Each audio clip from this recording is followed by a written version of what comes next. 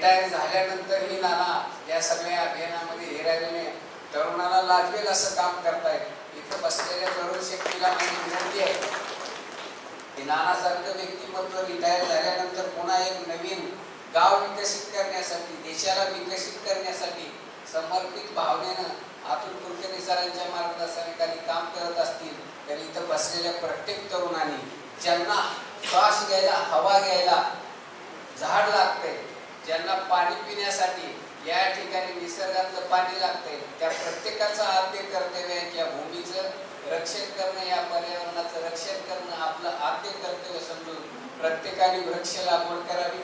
नुसती लागवड करून उपयोग नाही तर त्याचं संवर्धन करावं.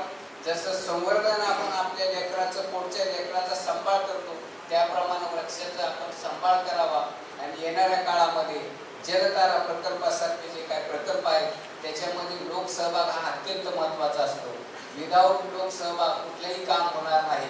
त्यामुळे लोकसहभागाच्या माध्यमातून आपण ते जलतारा मिशन असेल किंवा विकसित गाव मिशन असेल ते आपण हाती घेतले ते तुमच्या सगळ्यांच्या सहकार्याने हे यशस्वी होईल अशी आशा व्यक्त करतो आणि आयोजकांना धन्यवाद देतो की या ठिकाणी मला व्यक्त होण्याची संधी दिली. धन्यवाद.